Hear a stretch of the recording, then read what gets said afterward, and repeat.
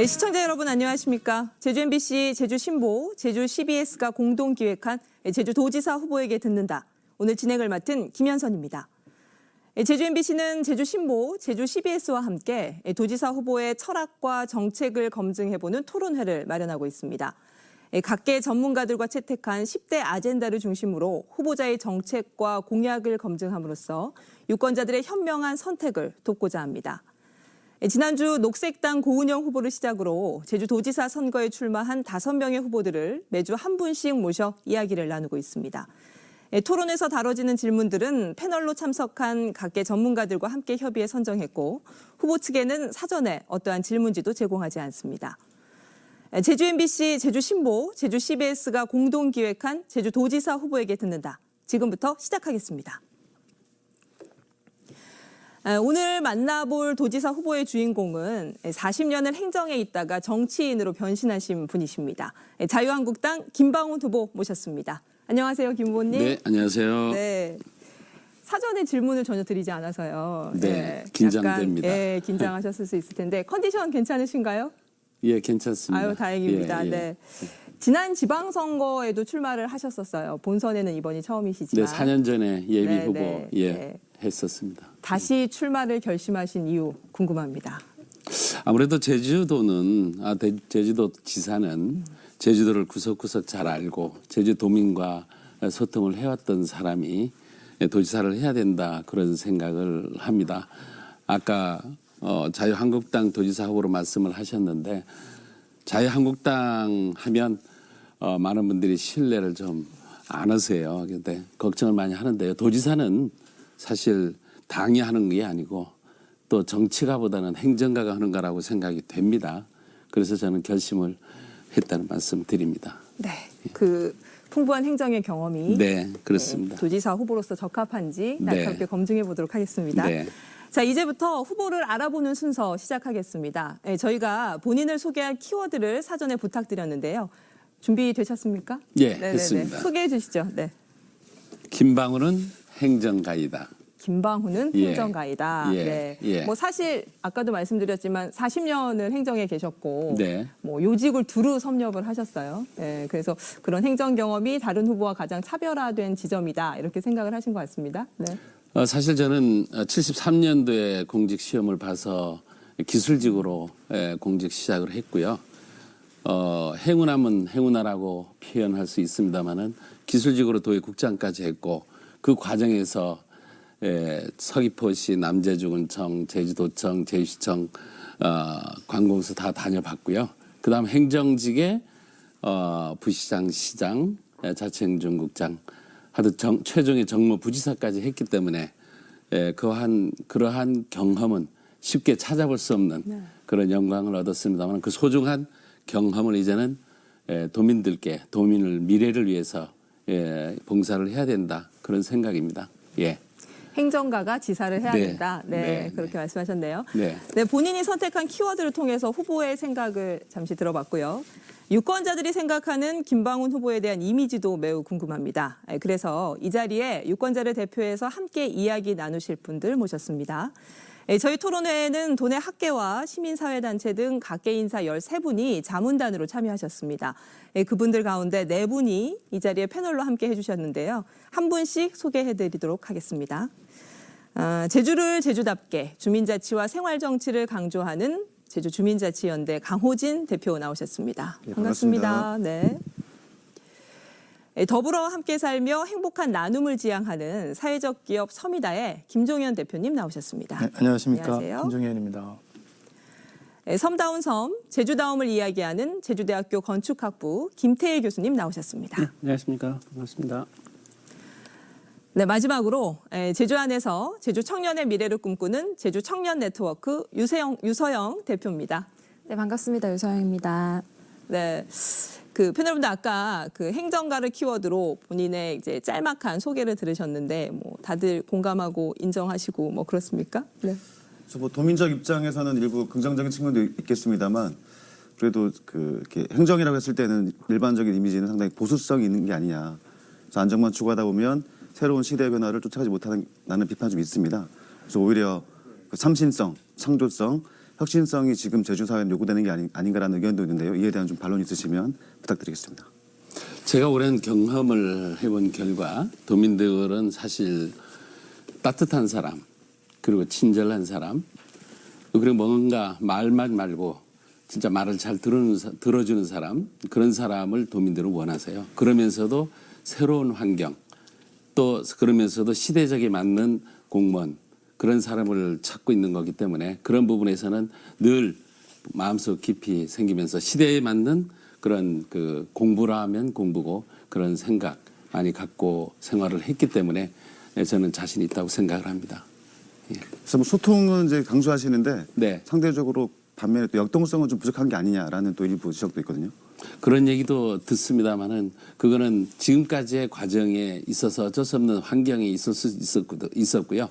그러나 저는 지금 현재는 많은 도민들과 대화해 온 그 경험을 살려서 이제 앞으로는 정말 진정성 있는 우리 제주도의 도민의 행복을 위해서 앞으로 일을 해 나가야 된다 그런 생각으로 마무리를 하겠습니다. 또 다른 분들 의견. 네. 일단 이제 선거나 마케팅이나 차별화가 되게 중요한데요. 이렇게 후보들 중에서 유일하게 행정가 출신이어서 차별화는 명확하신 것 같습니다. 예. 근데 이제 그동안 제주도 지방자치 역사를 보면 현직 지사를 제외하고는 모두 행정가 출신의 지사님이었거든요. 그래서 도민사회에서는 행정가 출신 지사에 대한 장단점을 좀 잘 알고 있지 않은가. 또 때로는 이제 피로감을 호소하는 분도 많았던 것 같습니다. 그리고 지사가 행정을 모르는 건 문제지만 행정만을 알고 있다라고 하는 것도 또 문제가 될 수 있거든요. 그래서 행정을 넘어선 비전에 대한 것들도 좀 많이 고민이 좀 필요하지 않을까 생각이 듭니다. 아무튼 공무원 자체는 물론 틀에 박힌 그 법 규정 내에서 일을 하다 보면 도민들과의 괴리가 되는 그런 부분이 분명히 있습니다. 하지만 법의 그 목적이 어떻게 탄생이 됐는가 도민을 위한 길이 어떤 길인가 한 거를 해석을 하게 되면 도민과의 행정 업무 처리 과정에는 그리 어려움이 없이 도민들 호응 속에서 일을 할 수 있기 때문에 물론 과거에 지사님께서 나름대로 다 비전 또 나름대로의 그 스타일이 있습니다만은 그런 분들을 제가 모셔왔기 때문에 그런 부분들을 다 융합해서 일을 하게 되면 아마 도민들하고 일하는 데는 그런 무리가 없이 할 수 있다 그런 생각을 말씀드립니다. 네, 뭐 초반부터 공방이 만만치 않습니다. 긴장됩니다. 네. 예. 자, 그러면 이번에는 김방훈 후보에 대한 그 유권자들이 생각하는 이미지, 패널 분들이 뽑은 이미지를 알아보겠습니다. 이 김방훈 후보에 대한 대중들의 생각은 어떨까요? 유권자를 대신해서 이 자리에 참여하신 패널 분들께서 후보에 대한 이미지 키워드를 뽑아주셨습니다. 뭐 소개해 주실까요? 네. 네, 저희 패널 분들이 선택한 키워드는요. 김방훈은 올드보이다입니다. 올드보이다. 네. 뭐 사실 도지사 후보 이번에 출마하신 후보들 중에는 뭐 가장 연장자이시기는 합니다만 뭐 단순히 그 나이만으로 저 키워드를 뽑았을 것 같지는 않고요. 이야기 좀 들어보죠. 네. 예, 자연스럽게 두 분이 질문을 하셨는데 그거 연관되는 내용인데요. 실은 영화 올드보이 김방훈 후보께서 보셨을 거라고 믿는데요. 거기에 보시면 그 주인공이 오랫동안 격리가 되지 않습니까? 근데 그러면서 자기의 깊은 내면에 대한 거는 이해하고 충분히 어떤 그 자기 성찰을 하지만 동시에 사회성 혹은 어떤 뭐랄까요? 뭐 그런 부분에서 상당히 그 소외되거나 격리되어 있는 부분들이 있습니다. 이제 그런 의미에서의 그 올드보이라고 정한 부분이 있는데요. 지금 보시기에는 40년의 그 행정 경험이 상당히 중요한 그 가치와 의미를 갖고 있지만 또 반대편에서는 이 행정이라는 것도 정치적인 것, 또 지역 사회 소통의 관계, 커뮤니케이션 뭐 이런 여러 가지 리더십도 있어야 된다고 생각이 듭니다. 그래서 그런 장단점의 문제가 있고 실제로 또 연세도 많으시지 않습니까? 우리 후보들 중에서 그런 부분에서 장단점이 있다고 생각이 들어서 이제 선택한 거로 보시면 되는데 어떻게 뭐 반론을 하셔도 될 것 같습니다만. 다 말씀하신 거예요? 뭐 다른 분도 뭐 마저 이야기를 좀 해볼까요? 네, 저는 이제 가장 아까 말씀하신 것처럼 행정 경험이 가장 많으시잖아요. 이제 저는 이제 행정을 73년도에 시작을 하셨다고 하니까 제가 태어나기도 훨씬 전부터 이제 시작을 하신 건데요. 이제 젊은 친구들의 입장에서 보면 이제 아무래도 새로운 변화, 새로운 바람이 불기를 바라고 있는 상황에서 이제 기성 정치인이다라는 이미지가 있을 것 같아요. 그래서 이제 아마 패널분들이 올드보이라는 키워드를 선택해 주시지 않았나라고 생각합니다. 예. 저는 그렇게 생각을 합니다. 도민들은 이렇게 대화를 해보면 정말 편안한 그러한 환경, 또 도민들이 바라는 거를 들어주고 그거를 해소해주는 그런 거를 바라고 계시거든요. 그러면서도 물론 소득이라든지 생활 환경이라든지 그런 거 다 바라고 있고요. 또 물론 청년들의 일자리부터 시작해가지고 여성 일자리부터 시작해가지고 미래 세대까지의 관심 이런 부분들을 총망라해서 관심 갖고 해줄 수 있는 그런 자세가 돼야 된다고 생각을 하거든요. 저는 그렇게 생각을 합니다. 시대마다 흐름이 있고 다 시대마다 일할 그 방향이 다 달라지는 건데요.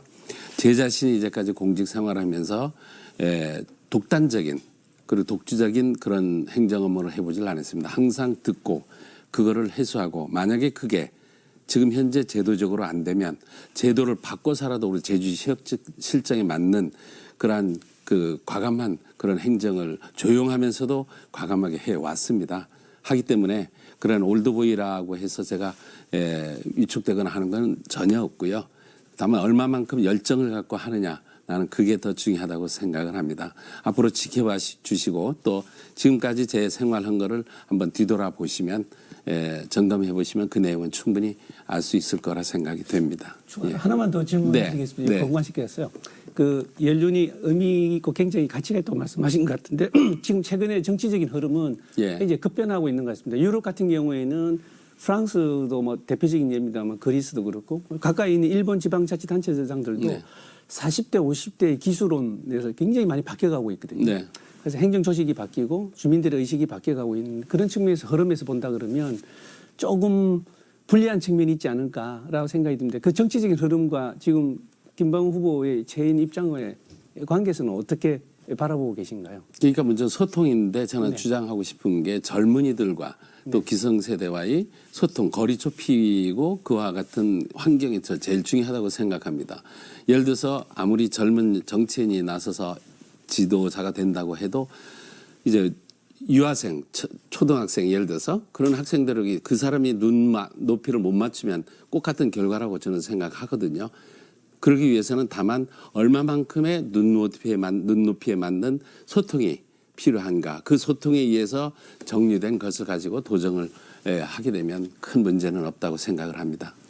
네, 뭐 본인은 독단적이지도 않다, 경직돼 있지도 않다. 네, 그렇습니다. 충분한 소통으로 올드보이의 네. 이미지, 우려를 불식시키겠다. 뭐 이런 그렇습니다. 이야기로 들었습니다. 네. 네, 지금까지는 키워드를 통해서 김방훈 후보에 대한 면면을 살펴봤고요. 그러면 이제부터 본격적으로 토론에 들어가 보겠습니다.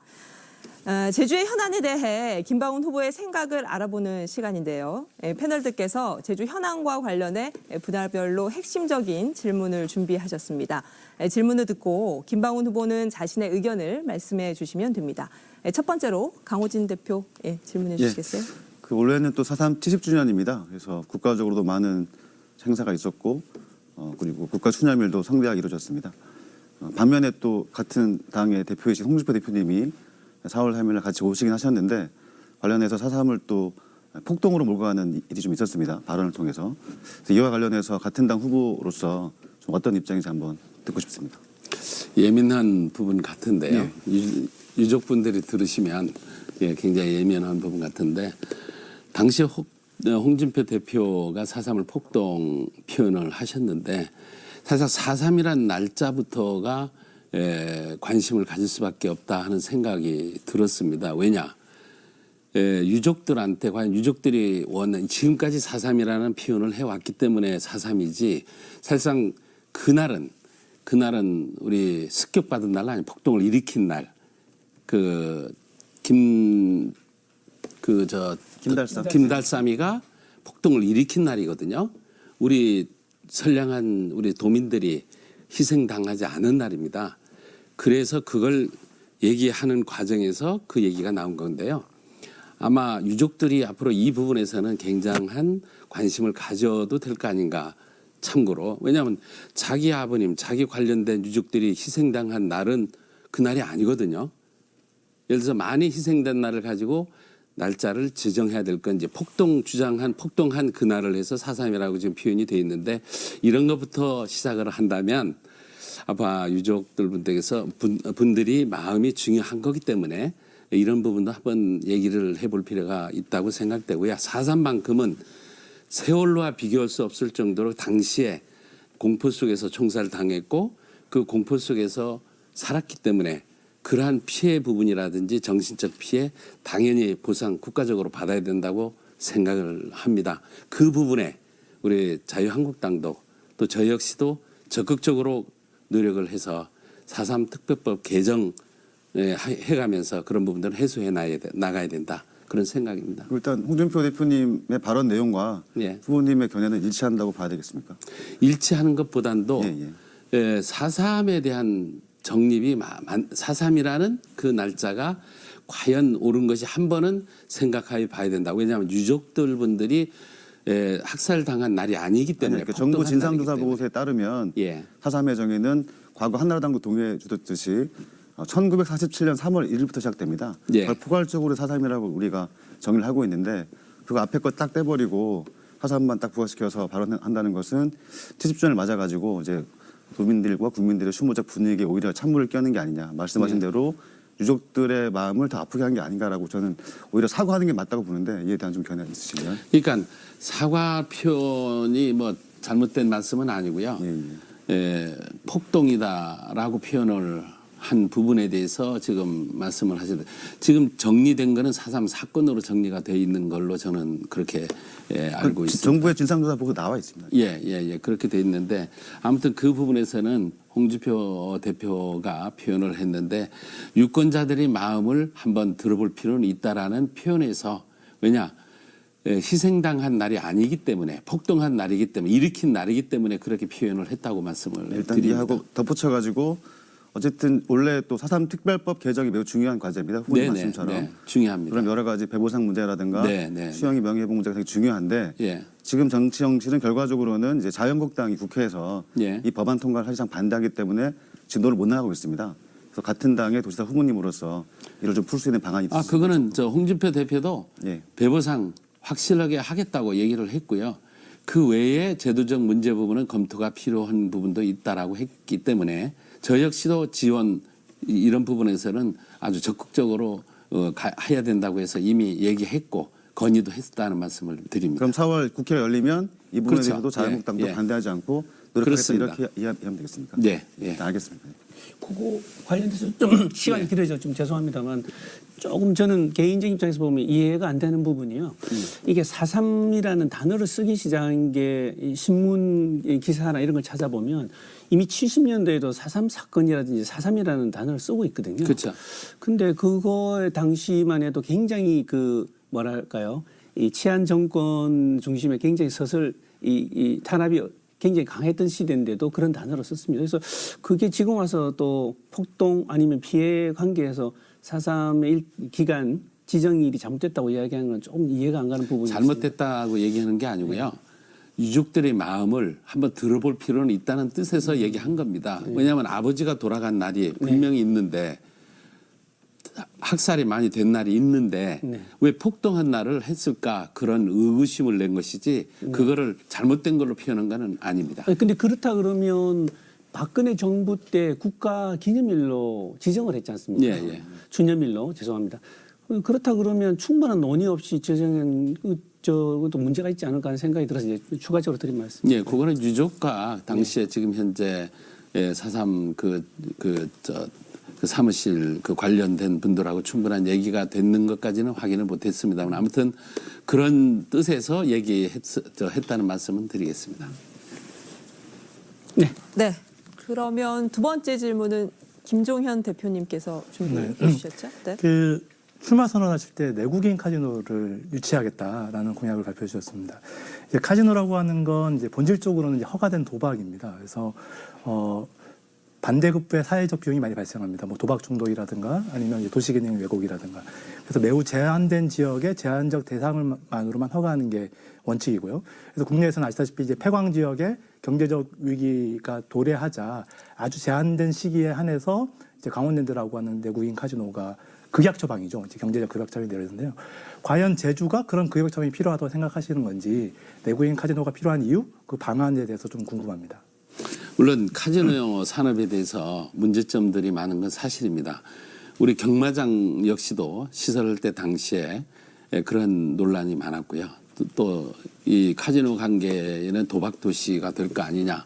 물론 그런 얘기 많이 나오고 있고요. 또 자살률이라든지 거기에 폐해라든지 이런 부분들 많이 듣고 있습니다. 하지만 우리 가족들이 지금 외국에 가면 다 사실 카지노를 이용하거든요.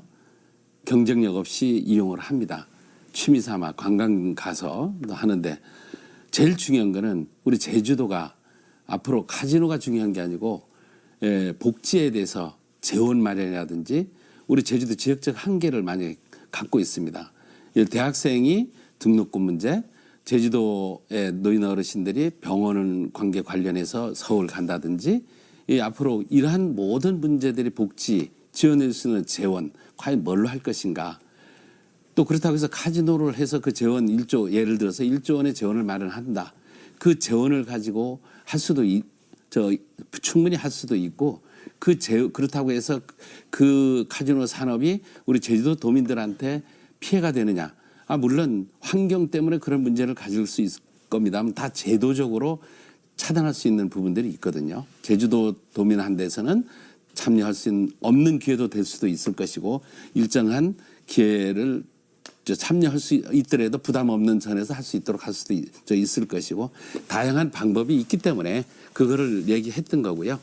예. 그 강원도 정선에 이제 내국인 카지노가 있는데요. 2000년에 오픈했습니다. 2000년에 정선군 인구와 지금 인구 어느 쪽이 더 많을까요? 아니 그거는 제가 알고 있는데요. 네네. 제가 이 카지노 산업 부분에 대해서는 마침 그렇게 얘기를 하니까 제가 이제 완전히 할 것이다라고 네네. 생각을 해서 하신 것 같은데 바람직한 그것도 검토할 수 있다고 표현을 했는데 그게 쉽게 되는 건 아니거든요. 네네. 물론 당연히 도민들과의 대화, 소통이 필요한 것이고 이게 앞으로의 우리 방향이 제주도의 방향이 4차 산업 시대의 방향이 이 산업 아니면 안 되겠다. 재정 확충이라든지 도민 복지를 위해서는 뭔가 벌여야 된다. 그렇게 하기 위해서는 이러한 내국인 카지노도 검토해 볼 수 있다라는 뜻에서 얘기한 거기 때문에 네. 검토가 필요하다는 거지. 그렇게 얘기를 해주시고 아닌 거, 예. 그건 앞으로 적극적으로 검토할 수도 있다는 말씀드리겠습니다. 아무튼 앞서 얘기 드렸지만 강원도 정선의 인구는 내정 카지노 이후에 오히려 20% 이상이 감소했거든요. 감소되고 있습니다. 그러니까 아마 그거는 생활 환경상, 교육 환경상 안 좋은 기능들이 있어서 오히려 도민들의 삶의 질은 좀 떨어질 수도 있는 부분들을 잘 고려했으면 좋겠습니다. 모델 삼으면 오히려 더 나은 환경으로 갈 수 있다고 반대적인 생각도 합니다. 네네. 일단 먼저 선례가 있으니까요. 그래서 짧게 여쭤보겠습니다. 그 내국인 카지노 관련해서는 사실 박근혜 정부, 이명박 정부 상당히 논의가 있었습니다. 그런데 현실적으로 안 됐던 것이고 지금 상황은 정치적으로 정권이 바뀌었고 그리고 야당이신데 지금 중앙정부라든가 정치권에서는 내국인 카지노에 대한 상당히 부정적인 입장입니다. 그런데 야당 후보로서 사실상 실현 불가능한 헛공약이라고 저는 보여지는데 이에 대한 좀 반론 있으시면 부탁드리겠습니다. 그러니까 이 부분에 대해서는 하겠다. 아까 검토 쪽을 얘기했는데요. 제주도의 현실, 국제 자유도시 또 내국인이 와서 과연 내국인들이 오셔서 할 수 있는 관광 그 기본 인프라라고 생각하면 그렇게 적극적인 중앙 부처라든지 정부에다가 또 의원님들한테 충분히 설득을 시켜서 추진할 수 있다 그런 생각입니다. 그러면 선 도민 공론화 의견 수렴 그렇죠. 뭐 이렇게 간다는 말씀을 이해하겠습니다. 그렇습니다. 네, 뭐 더 질문 없으시면 다음 질문으로 넘어가도록 하겠습니다. 네, 이번에는 유서영 대표께서 질문 준비하셨죠? 네, 제가 질문하겠습니다. 지난해 진행된 제주 청년 실태조사에 대해서 혹시 알고 계시나요? 네, 이 실태조사 결과에 보면 연령이나 주거지, 성별 이런 거에 상관없이 가장 주력해야 할 정책 순위 1순위로 꼽힌 것이 있습니다. 뭐일 것 같으신가요? 여성이요?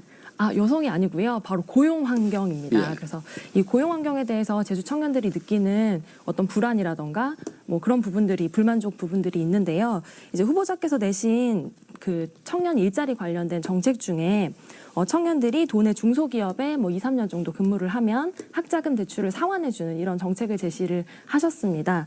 이제 지역 내 기업, 중소기업 취업을 유도하고 이제 대학생들 학자금 대출 상환을 해주는 이런 정책인 것 같은데요. 사실상 이 정책이 시행된다 하더라도 지금 도내의 중소기업 그 85%가 4인 이하의 영세기업입니다. 그렇기 때문에 이 정책이 실현된다 하더라도 실제로 현실 가능성이 있을까라고 하는 의구심이 좀 들긴 하고요. 이제 근본적으로 해결해야 할 미스매칭에 대한 문제를 과연 이 정책으로 해소할 수 있을까? 그리고 도민들이 특히 청년들이 원하는 고용환경 개선, 근로환경 개선 이런 부분들을 이런 정책으로 해소할 수 있을까라는 의구심이 좀 들거든요. 그러니까 이런 부분이 좀 취약하신 것 같은데 어떤 생각하시는지 궁금합니다. 지금 고용센터에서 구인 구직난을 보면 미스매치가 안 돼가지고 구인난, 구직난 다 따로따로 굉장히 차이가 많습니다. 사실 아까 등록금 관계도 말씀드린 거는 그럼에도 불구하고 구인난이 이 중소기업 업체에서 사람이 안 오니까 그러면 젊은이라도 일단은 등록금을 지원해주고 일자리 2, 3년 동안 가서 근무할 수 있도록 하고 대기업은 제외입니다. 할 수 있도록 해서 지역의 경제도 활성화하고 청년 일자리도 해소하는 그런 그 논리로 지금 제가 정책을 말씀을 드린 건데요. 물론 제주도 지역의 산업 부분에 대해서는 아주 미약합니다. 그런 부분에 미약하지만 그래도 그러한 환경을 만들어줘야 되기 때문에 일부 청소년이라도 그런 환경에서 생활하면 해소할 수 있는 부분이 되지 않느냐 그런 생각에서 그런 정책을 내놨다는 말씀을 드리겠습니다. 근데 또 한 가지 궁금한 것은 이제 요 조사에 보면 제주 청년들이 이제 제주도에서 나의 능력을 실현할 수 있다라고 생각하는 비율이 그렇지 않다라고 생각하는 비율보다 훨씬 적습니다. 그러니까 본인이 도내에서 나의 꿈을 실현할 만한 어떤 기반이 없다라고 생각하는 비율이 꽤 높은 편인데요. 이제 그런 면에서 본다면 단순히 학자금 대출만 상환을 해주고 도내에 잔류하게 하는 것이 이제 미래지향적인 정책인가라는 의구심도 좀 들거든요. 그래서 그런 부분은 또 어떻게 생각하시는지. 물론 우리 제주도 산업별로 구분하던 관광산업이 대부분인데요. 관광산업에 종사하는 그 일자리가 지금 대부분이 우리 젊은 청년들이 많이 거기에서 그 종사를 하고 있는데 자기하고 맞지 않는 부분들이 많이 있어서 자꾸 이직을 하고 하는 거를 자꾸 보았습니다. 그런 부분이지만 그렇다고 해서 그 부분을 그대로 놔둘 수 없는 현실이고 그렇다고 해서 2차 산업에 다른 그 여건을 만들어주는 그런 환경이 아직까지는 지역적으로는 아니고요. 그래서 일단 이 부분에 대해서는 다양한 우리 정책 개발로 인해 가지고 청년들이 일할 수 있는 환경을 앞으로 만들어 나가야 된다 그런 말씀을 드리겠습니다. 예. 보통 이제 많은 이제 청년 문제가 관심이다 보니까 이제 뭐 대형 저축을 하겠다, 어떤 이제 소득을 지원하겠다라고 하는 정책들이 많은데요. 일단 근본적으로는 지역의 이제 경제 환경과 기업들의 환경이 미래지향적으로 좀 이제 혁신할 때 좋은 일자리를 만들어지는 거 아니겠습니까? 그러면 기존의 산업들을 어떻게 창조적으로 혁신하면서 미래에 맞게 대응하는 좋은 이제 활력적인 생태계를 만들 거라고 하는 부분들에 조금 더 관심을 가지고 청년 정책이라든가 경제 정책이 좀 개발됐으면 좋겠다는 바람이 좀 있습니다. 동의합니다. 네. 네, 뭐 더 없으신가요? 네. 그럼 뭐 다음 주제로 넘어가도록 하겠습니다. 네, 김태일 교수님. 네. 저는 아무래도 도시 건축 쪽이니까 개발 관련돼서 좀 질문을 드려야 되겠습니다. 우리 김방 후보께서 싫어하실지는 모르겠습니다만 공약을 쭉 들여다 보니까 예. 물론 이제 이 공론화를 거친다는 단서는 달았습니다만 지역 균형 발전을 위해서 신도시 개발을 하겠다. 그래서 지역의 어떤 갈등 구조를 해소하는 말씀도 하셨고요. 또 하나는 이제 뭐랄까요, 이 여러 가지 대규모 개발을 했을 경우에는 중수도 사업을 의무화하겠다라는 이제 이런 말씀들을 드렸습니다. 근데 자세히 들여다보면 어떤 행태로는 토목 중심의 대규모 개발을 하겠다라는 취지로 읽혀드리는 부분이 있습니다. 제가 잘못 이해하는지 모르겠습니다만. 그리고 죄송합니다만 재직하고 계실 때 오라관광단지, 우리 제주 사회를 뜨겁게 달갔던 오라관광단지에 대한 개발에 대한 허가도 났댔습니다. 물론 직접 하신 건 아니겠지만 그런 부분에서 보면 아직까지도 토목 중심의 대규모 개발을 지향하고 계신 듯한 인상을 많이 받았습니다. 그래서 과연 그렇다면 환경수도 를 지향하는 환경을 베이스로서 발전하겠다고 우리가 계속 목표를 세우고 있는데 그거와의 관계는 어떻게 되는가? 즉 다시 말씀드려서 후보께서는 제주도의 도시개발을 어떤 식으로 가야 되는가에 대한 좀 비전이 전혀 안 보이는 것 같습니다. 그래서 그런 부분에 대한 구체적인 말씀을 해주시고요. 두 번째는 만약에 도지사가 되시면 뜨거운 감자인 오랑관광 단지 개발 어떻게 하실 것인지 그 두 가지만 좀 간단하게 대답해 주시면. 네, 일단 뭐 김태일 교수님께서 잘 아시다시피 생활 환경이 중요하지 않습니까? 도시 과밀화 현상이 되면 어떻게 된다는 것 잘 아시지 않습니까? 공동화되면 어떻게 된다는 것. 과밀화든 공동화 현상이든 다 생활 환경은 안 좋은 입장 아닙니까?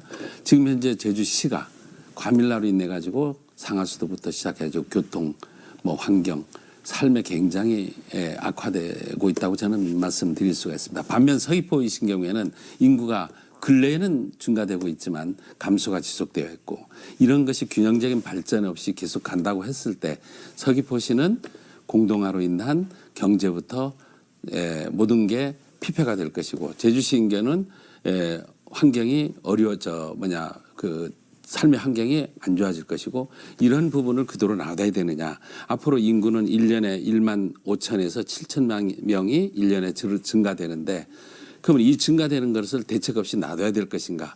저는 기존 시가를 놔두고 동제주시, 서제주시를 해야 된다. 그렇기 위해서는 약 30만 평의 그 신도시를 아주 택지를 개발하고 도시를 새롭게 가야 된다. 동제주시, 서제주시 이런 뜻이고요. 그렇게 해야만이 우리가 그런 과정에서 삶의 환경을 더 쾌적하게 만들 수 있겠다 그런 생각이고 오라광단 단지 관계인 경우에는 뭐 아까 도지사가 되면 말씀을 하셨는데 저는 되든 안 되든 오라관광단지 관계는 그 환경 도시 관련 없이 우리 도정에서 수십 년 동안 그 지역은 관광단지 지역으로 지정을 해가지고 외국에 가서 투자 유치를 해왔던 곳입니다. 제주도가 유치를 해왔던 곳인데 계속적으로 했는데 재정 여건이 어려워서 부도나고 지연되고 뭐 보류되고 하면서 계속 지어왔는데 일정한 투자자가 이제 나타나서 거기를 이제 개발을 하려고 지금 시작하는 거 아닙니까? 시작하는데 지금까지도 안 돼 있는 상황인데 여기가 기후 환경이 수려하고 개발되지 안 된 곳이었으면 검토해야죠. 새롭게. 하지만 선문화 축제하면서 이미 개발이 돼 있던 곳이고 이용해 왔던 것이기 때문에 여기에 따른 상하수도 문제라든지 쓰레기 문제라든지 이런 부분들이 해소가 된다라고 하고 하면 고용 창출이라든지 지역 경제 활성화를 위해서도 이 부분에는 해야 된다. 저는 그런 생각입니다. 그럼 추가로 말씀드리는 거는 이제 동쪽 서쪽의 택지 개발 말씀하시는데 재생이라는 흐름이 국가적인 큰 정책 중에 하나입니다. 근데 그거는 택지 개발보다는 있는 자원을 어떻게 활용할 건가에 대한 초점인데요. 그거하고 관련성에서 짧게만 좀 말씀해 주시면 감사하겠습니다. 도시재생 원도시 부분에 대해서는요. 꼭 원도시만은 아닙니다. 예. 아무튼 원도심인 경우에는 저는 도시재생 사업을 분명히 과감하게 해야 된다고 생각합니다.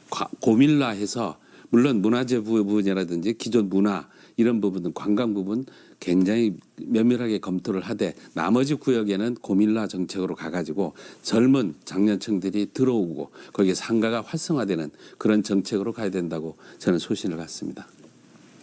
그 관광개발과 관련돼서 이제 시기별로 관광개발이 갖고 있는 사회적 가치와 사회적 비용이 좀 달라질 것 같습니다. 과거에는 저희가 도시 기능이 충분했고 인프라가 충분했고 그다음에 숙박도 좀 부족했고 일자리도 필요했기 때문에 관광 개발에 대한 도민들의 여론이 높았습니다만은 최근에는 아시다시피 상하수도도 포화되어 있고 쓰레기 문제라든가 도시의 기본 인프라 기능이 이미 한계치를 넘어서는 국면입니다. 그러면 이제 새로운 개발이라고 하는 건 사회적 비용이 과거보다 훨씬 더 커지고요.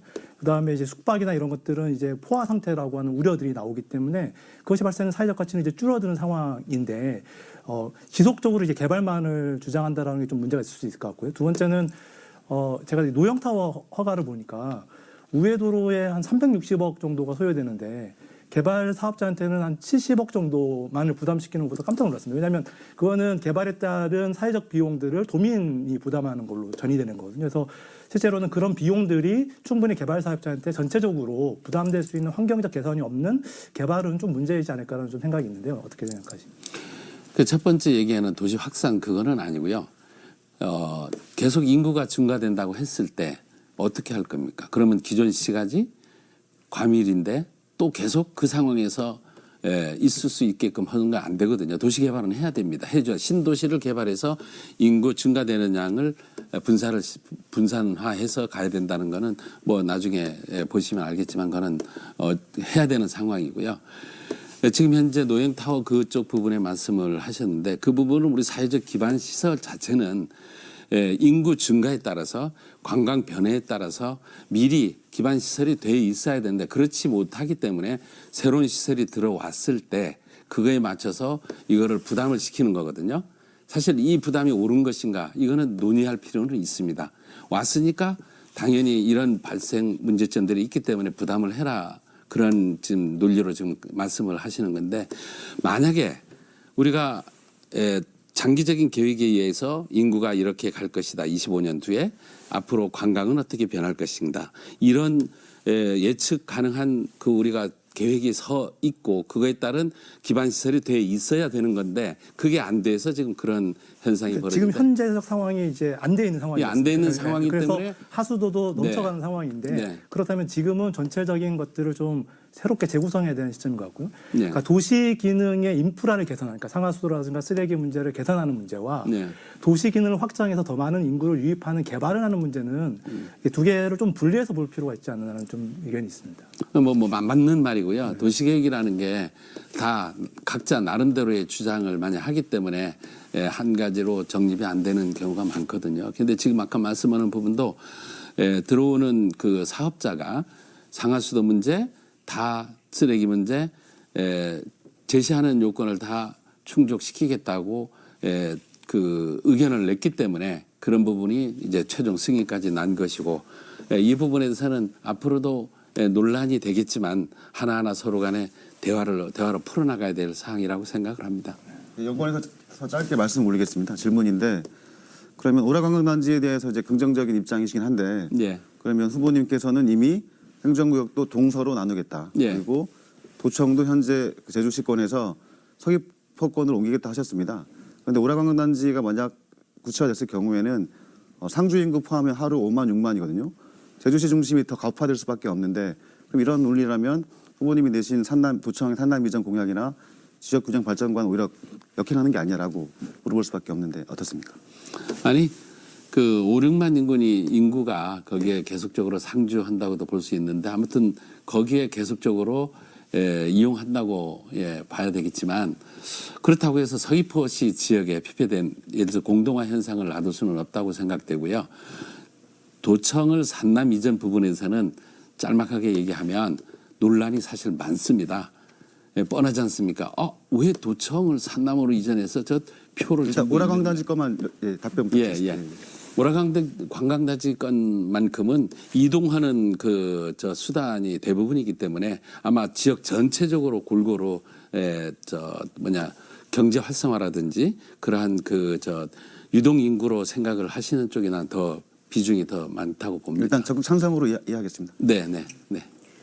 그러면 짧게 제가 질문 하나만 드리고 네. 갔으면 좋겠는데요. 그러면 오라단지 부분 관련해서 아까 이제 하수나 쓰레기 처리 계획만 적절하게 이루어진다고 하면 추진이 돼야 된다라고 말씀하셨는데 그 사전 자본 검증과 관련된 내용이 계속 이슈가 되지 않았습니까? 네. 그러면 그 사전 자본 검증 결과와 관계없이 추진이 되어야 된다 이렇게 생각을 하시는 건가요? 그건 지금 현재 자본 검증 규정에 의해 가지고 하고 있기 때문에 앞으로 50만 평방미터 이상의 대규모 사업들까지는 자본 검증을 해야 된다라고 하는 조례가 이미 제정이 돼 있기 때문에 자본 검증도 중간에 하지 말고 초창기에 해서 이 기업이 정말 신뢰가 있는가 투자 여건이 된가 한 거를 미리 판단을 해서 투자를 할 수 있도록 아니면 투자가 안 되도록 이거를 해줘야 기업도 우리 제주도도 신뢰를 쌓을 수 있다 이런 생각입니다. 그러면 오라단지에 대한 사전 자본 검증이 이루어지는 부분은 이루어지는 부분에서는 뭔가 긍정적으로 생각을 합니다. 그 투자의 신뢰성을 이루는 부분 때문에 조금 부정적인 의견도 피력을 하셨던 걸로 알고 있는데 예.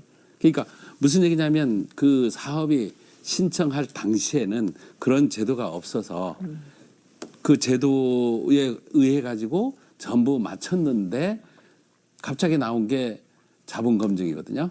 법이 없는 이게 신뢰성이 일렀다는 얘기죠. 예. 그런 부분은 조금 아쉬운 부분입니다. 그렇게 생각하시는 예. 얘기시네요. 네. 네. 일단 저희가 그 네티즌 여러분들의 질문도 받았습니다. 예, 네. 그 질문을 제가 좀 대신해서 드릴까 하는데요. 사전에 그 SNS를 통해서 네티즌들의 질문을 받았고 그중에 하나를 골랐습니다. 지금 네. 질문 드리겠는데요. 공항 주차 문제와 관련된 질문입니다. 예. 공항 주차장에 상주하는 렌터카 업체를 외부로 나가라고 하고는 그 자리에 다시 렌터카 순환버스들이 들어와 주차장을 차지했습니다. 결국 이런 상황은 다시 공항 주변 불법 주차로 이어지는 악순환으로 이어지고 있다. 해결책을 묻고 싶습니다라고 하셨습니다. 뭐 간단하게 답변 좀 부탁드립니다. 사실 공항 주차 문제 부분에서는 작년, 재작년 그 눈 사태, 폭설로 인한 사태로 교통 대란이 있었습니다. 그때 당시에 차량 그 흐름 때문에 교통 주차 부분에 대해서 더 많이 얘기가 나왔고요.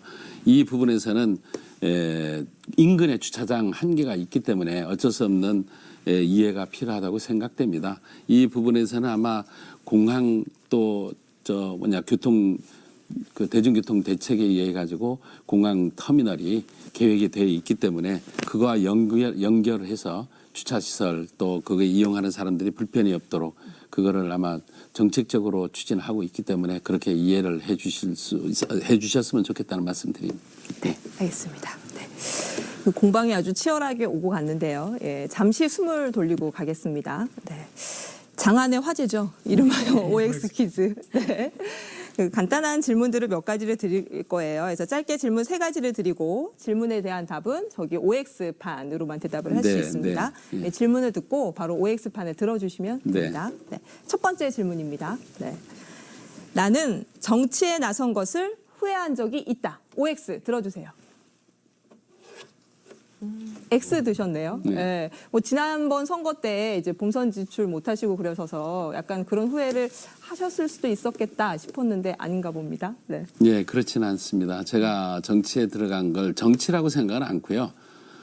또 도지사는 아까도 얘기했습니다만은 행정가가 해야 되는 것이다. 예, 물론 정치 경험가도 할 수도 있는 업무지만 그렇지만 소상 알고 도민들의 마음을 속속에 알고 있는 행정가가 해야 된다. 그런 생각에서 후회는 않습니다. 두 번째 질문 넘어가겠습니다. 네. 나는 평소에 일주일에 2번 이상 직접 쓰레기를 버린다. OX 들어주세요. 안 버리십니까? X래요. 네. 쓰레기 요일별 배출제 예. 폐지 주장을 제가 내놓은 걸로 알고 있는데 예. 예, 직접 안 해보셨는데 왜 폐지하자고 하시는 겁니까? 소통을 많이 했거든요. 네. 예, 사실 소통을 많이 했습니다. 얼마 전에 어린이들한테 그 공약상 건의를 들어봤는데요. 어린이요? 예, 어린이 네. 녹색 어린이 재단에서 네. 실시한 그 행사인데 어린이 5학년 어린이가 요일별 배출 싫어요. 집에 쓰레기 쌓입니다. 요즘은 차에도 쌓입니다. 또 어떤 데는 가면 청년들인데요. 아, 이거 정말 없애야 됩니다. 왜요? 하니까는 자기가 치킨을 친구들과 사 먹었는데 치킨 먹은 후에 버리려니까 일주일 걸렸다는 거예요. 왜 그러냐 하니까는 종이 따로 비닐 따로 콜라병 따로 이런 얘기를 하시면서 정말 불편했습니다. 근데 이것만큼은 스트레스 안 쌓이게끔 해주셨으면 좋겠다 하는 얘기가 많이 들고 실제로 버리진 않지만 많이 들어왔기 때문에 불편을 해소해 드려야 되겠다. 그래서 아마 도정에서도 그걸 이해하고 많이 완화시킨 걸로 저는 그렇게 압니다. 짧게 그럼 결론적으로 집안의 쓰레기는 누가 버리시는 겁니까? 지금 집안에요. 지금 안 사람하고 둘이 있는데 많이 발생하지는 않고요. 제가 그 집에 가족이 가구점을 해요. 가구 사업을 하는데 거기에는 주로 버려지는 게 종이, 스티로폴, 비닐 이런 것들이 발생되는데 그거는 모았다가 옆에 그것도 사실 모을 수 있는 공간이 없어서 불편했죠. 비 온 날 같은 때는 종이가 적고 관리를 하는데 굉장히 불편을 했죠. 하지만 감수해 왔다는 말씀 드리겠습니다. 예. 근데 요일별 배출제는 예. 그 부지사로 계실 때 추진했었던 정책이지 않습니까? 그렇습니다. 근데 지금 뭐 폐지하자고 이야기를 하셔서 유권자들이 듣기에는 본인이 있을 때 추진했던 정책인데 예. 왜 폐지하자는 걸까? 뭐 이런 생각을 하실 수도 있을 것 같습니다. 그 부분에서 분명히 말씀드리겠습니다. 제가 어느 날 갑자기 직원한테 보고를 받습니다. 제주시에서 쓰레기 요일별 배출 계획을 이렇게 가져왔습니다. 보고를 받고는 안 된다. 이 부분은 굉장히 생활에 불편을 가져온다. 안 된다. 그리고 왜 제주시만이냐. 하게 되면 서귀포시는 그럼 어떻게 할 건데. 하게 되면 도 전체로 가야 될 것이고 이 부분에는 굉장히 깊은 검토가 돼야 된다. 일단 보고를 드려라. 근데 보고를 드렸는데 그게 정리가 안 됐죠. 결론적으로는. 그래서 이제 보고를 드리면 지사님한테 보고 드린 거 아닙니까? 그래서 저 입장에서는 지사님이 판단을 기다려야 되기 때문에 그래서 그 판단에 의해서 진행이 됐는데 진행되는 과정에서도 저는 분명히 얘기를 했습니다. 성상별로 묶어라. 최소화시켜라. 불편하지 않도록. 맨 처음은 한 번씩 일주일에 한 번씩만 버리게 계획해 온 거예요.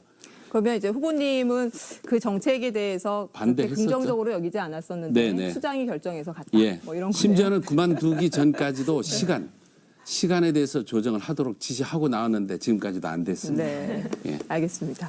마지막 질문입니다. 저도 이거 궁금했어요. 나는 이번 선거에서 보수 후보 단일화 가능성이 있다고 본다. OX 들어주세요. X 드셨습니다. 네. 네.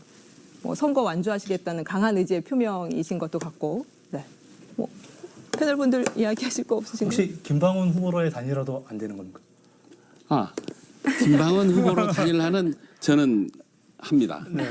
분명히 할 거고요. 근데 지금은 시기는 늦었다고 봅니다. 저는 멈추지 않고 끝까지 완주할 겁니다. 도민들이 정말 그러한 것을 보고 싶어 하고 있고 기다리고 있다는 말씀 드리겠습니다. 투표용지에 이름은 나오시는 걸로 이렇게 이야기했습니다. 예, 투표용지에 김방훈 이름 분명히 나올 겁니다. 알겠습니다. 예. 알겠습니다. 자, 이제 다시 진지한 이야기로 돌아가 보겠습니다. 제주 현안과 관련한 질문 다시 시작하겠습니다. 강 대표님이 먼저 시작하실까요? 예, 지금 또 발표하신 공약 가운데 어느 정도 이슈가 될 수 있는 게 몇 가지가 있는데 첫 번째로는 제주도청을 어쨌든 서귀포로 이전하겠다라고 네. 상당히 파격적인 공약입니다. 그래서 크게 봤을 때는 지금처럼 제주시 집중 현상을 타파하는 중요한 정책일 수도 있겠는데 과연 이게 실효성이 있겠느냐.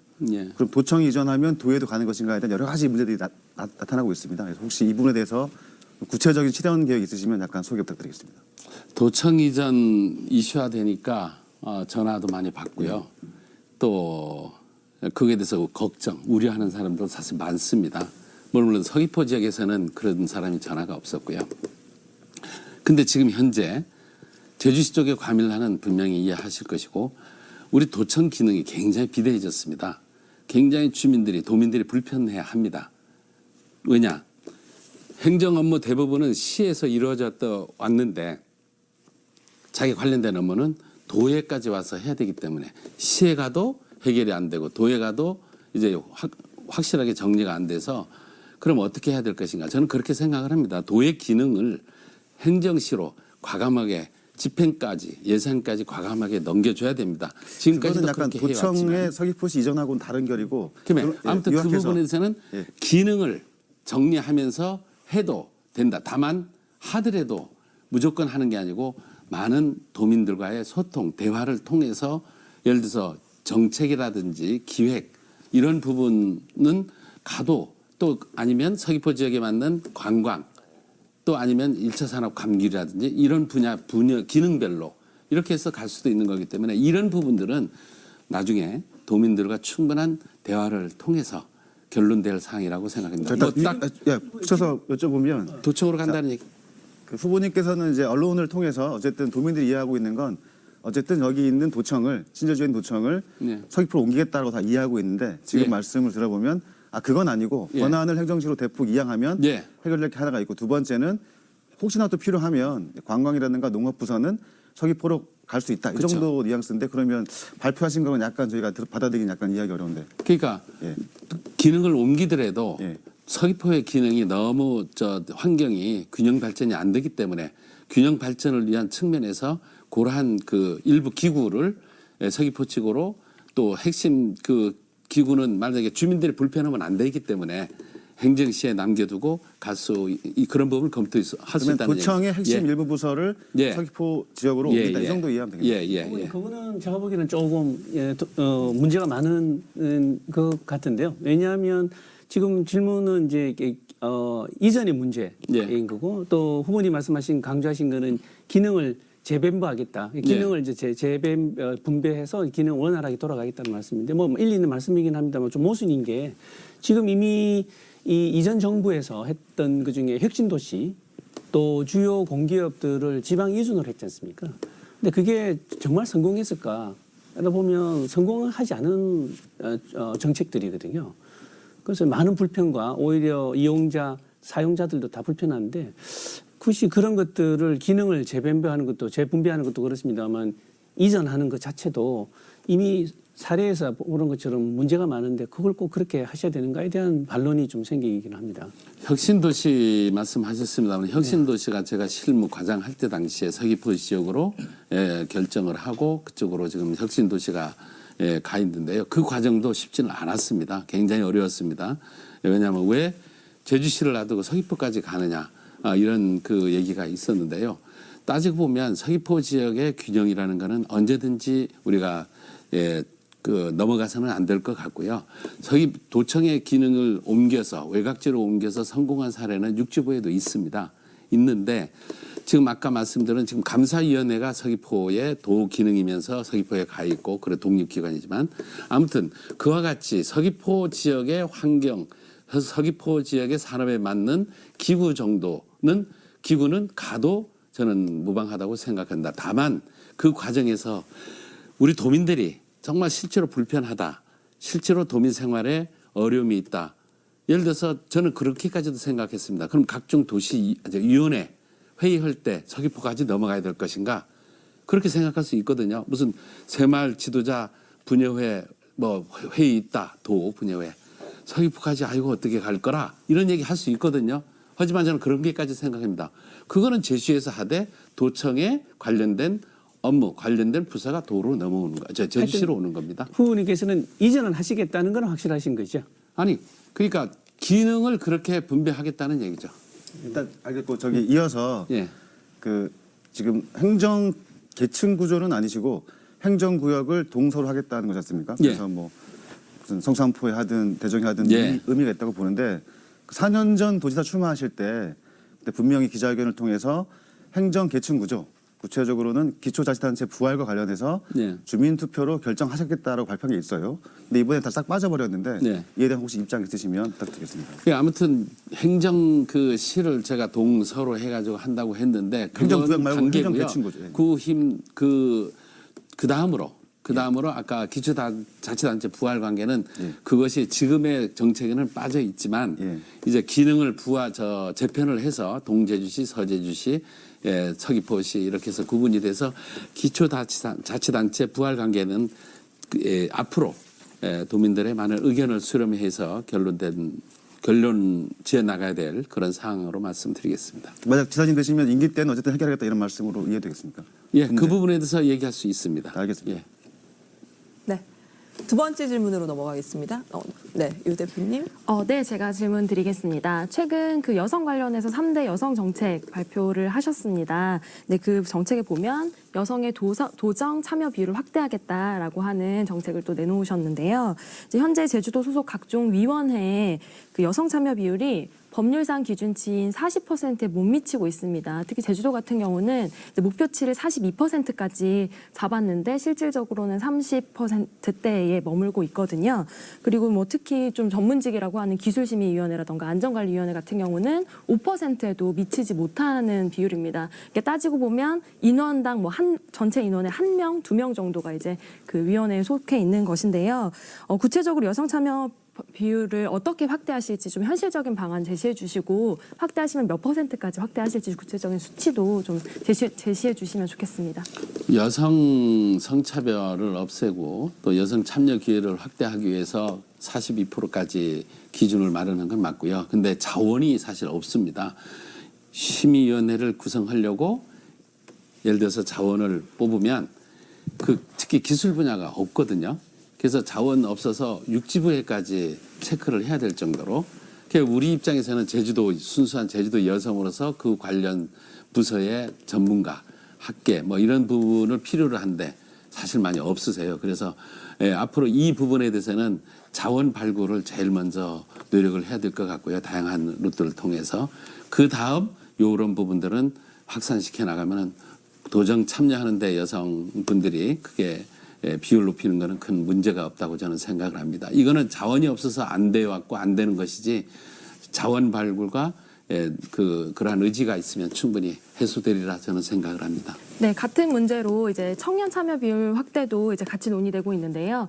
같은 대답을 제가 들었어요. 이제 청년 참여 비율을 뭐 5%에서 최대 뭐 30% 이상 확대하겠다라고 하는 이제 기본 계획 안에 그런 게 들어 있는데 그때도 마찬가지로 청년 전문 인력이 없다. 그리고 뭐 관련해서 뭐 이제 할 수 있는 위원회에 역량이 되는 친구들이 없다라는 말씀을 많이 하시거든요. 근데 네. 실제로 네, 그러려면 찾아보시지도 않지 않았나 막 이런 얘기들을 청년들 사이에서는 합니다. 그러니까 구체적으로 어느 정도 사전 조사도 안 되어 있고 전문 인력에 대한 그 조사도 안 돼 있는 상황에서 무조건 공약으로 몇 %까지 늘리겠다라고 하는 것은 좀 무의미하지 않은가. 그래서 제가 현실적인 그 방안을 좀 물어본 것이고요. 아까 제가 말씀드렸던 여성 참여 비율 뭐 몇 %까지는 확대하겠다라고 하는 구체적인 공약도 같이 제시해 주셨으면 좋겠습니다.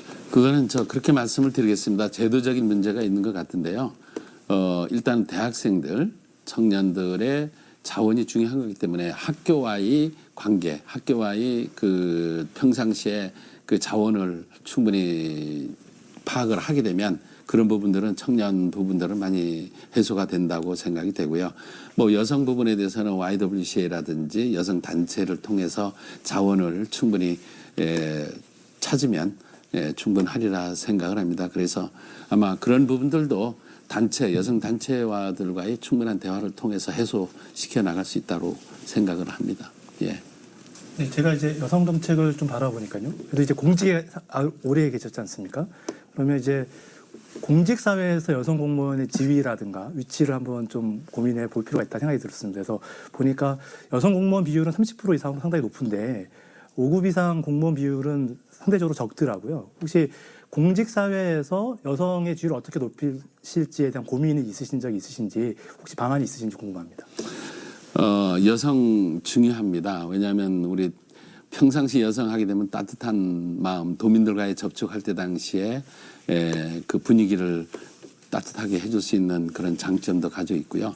여성 공직자들이 30%이면서도 고위공직자는 없다는 그 부분에서 말씀하시는데 사실상 그 고위공직자가 되게 되면 인사 부분에서 그 근무 평정 그리고 또 몇 프로는 특혜적인 그런 발탁 인사 그런 기준이 있습니다. 조직을 활성화를 하기 위해서는 발탁 인사 부분이 필요하고요. 평상시에는 그 부서에서 열심히 일하는 여성 공직자상이 굉장히 필요합니다. 또 그렇게 하면서도 배점 기준, 인사 평정 그 점수 기준 관계를 좀 배려하는 그런 부분들이 제도적으로 있게 되면 아마 여성 공직자들이 고위직으로 갈 수 있는 그런 기회는 높아지리라 생각을 합니다. 예. 네.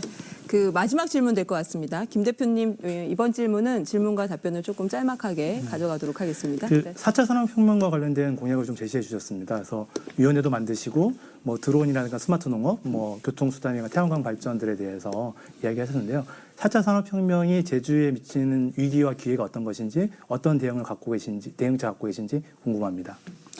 일단은 그렇게 말씀을 드리겠습니다. 2016년 경제포럼에서 세계 경제포럼에서 앞으로의 나아가야 될 방향에 대해서는 창의적인 교육이다. 미래에 대한 창의적인 교육이 일단은 먼저 돼야 된다.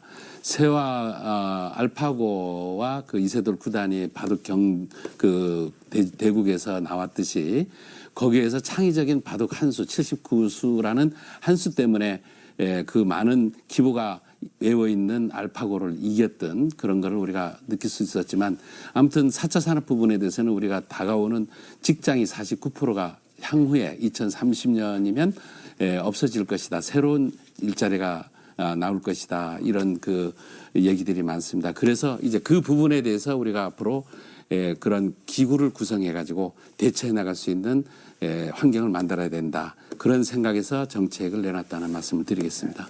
네, 김 후보님, 예, 패널분들, 예, 어느새 토론을 마무리할 시간이 됐습니다. 그 유권자분들에게 마지막으로 당부하실 말씀이 있을 것 같습니다. 기회 드리겠습니다. 네. 네. 저는 제주도 도민을 주인이라고 표현을 하겠습니다. 주인님, 머슴은 정말 말 잘 들어야 되고, 말 잘나는 것보다는 말을 잘 들어야 되고, 정말 훌륭한 그 사람보다는 정말 따뜻하고 친절한 사람이 저는 중요하다고 생각을 합니다.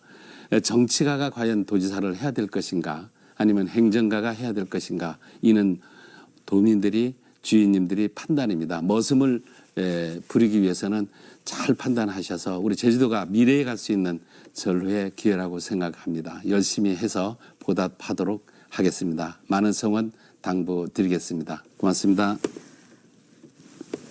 네, 시청자 여러분 어떻게 보셨습니까? 후보자의 철학과 비전을 들여다볼 수 있는 시간이 되셨기를 바랍니다. 다음 주 이 시간에는 제주도지사 후보에게 듣는다 세 번째 시간으로 바른미래당 장성철 후보와 함께 하겠습니다. 다음 이 시간 다시 찾아뵙겠습니다. 지금까지 시청해주신 여러분 고맙습니다.